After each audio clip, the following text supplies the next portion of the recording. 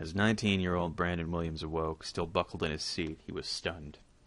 All he could remember were the pilots screaming from the cockpit, oxygen masks dropping down, and a horrible grinding sound. It wasn't long before he realized they had crashed. After he unbuckled his seatbelt, he trudged through the wreckage, ignoring the corpses around him and stepping over the occasional suitcase. He finally made his way near the door, where he found the co-pilot. He had scratches and claw marks all over his body, and he had a revolver in his hand. Brandon yelped, but then calmed himself and checked the revolver. Empty. Obviously, it would never be that easy, Brandon muttered to himself. As he broke down the door, he gazed out onto the beach. There were a few crates nearby, and Brandon forced open the nearest one and observed its contents. It contained a bunch of waterlogged crackers, a broken knife, and a shotgun with one shell. Brandon thought it would be of use and grabbed the shell and the shotgun. Although he wasn't familiar with guns, he loaded it. As he peered out into the wild, he saw two red eyes staring at him from in the forest about 30 yards away. Brandon went pale and sprinted back to the plane. He realized that the plane had crashed into three parts. He hid in the cockpit, as it was high up and provided good range. It had crashed into a tree. He started to cry. He was scared and missed his family. Eventually he fell asleep. When he woke, it was night. Something had awoken him. It was a blood-curdling scream. He saw a man run across the breach, followed by a horrific creature. It was a wolf, about 8 feet tall, matted fur, with dead eyes and a smile on his face. The man pulled out a flare gun, pointed it up, and attempted to fire it, but he was wounded severely across the chest. Brandon tried to help him, but he tripped, twisting his ankle. Brandon let out a whimper, and he fell to the ground.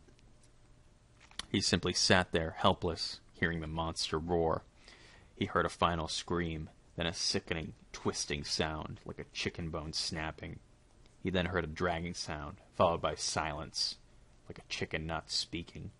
He somehow managed to get up, grabbed the shotgun, and tried to keep his eyes open. As the sun rose, his ankle felt better. Note to self, don't try to go out into that forest, he thought. He headed outside, his hoodie sleeves rolled up. He scanned the beach and found the man. He thought he was dragged into the forest. The man was covered in blood.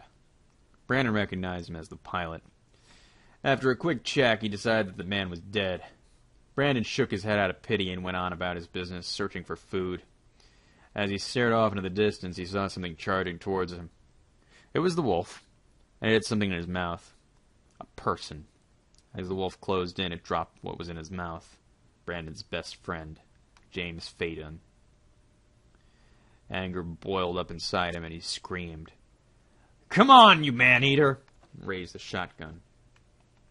Epilogue. Brandon J. Williams was found on May 29, 2013, by an expedition ship inside the cockpit of a crashed plane. He was found asleep holding a shotgun, which was emptied. He was one of a few people to have survived this crash. All of the people involved were found mutilated beyond recognition, including the pilot of the plane. He was in a stable physical condition and in good mental condition. He tells a horrific story, and although not believed, paranormal creatures were found on the island. He was sent home to his family. Brandon closed the book he found on the ship relating to him. Things could be worse, he said to himself. Just then he heard a low, menacing growl from the backyard of his house. He looked out and saw one of those wolves, smiling and smiling and smiling away.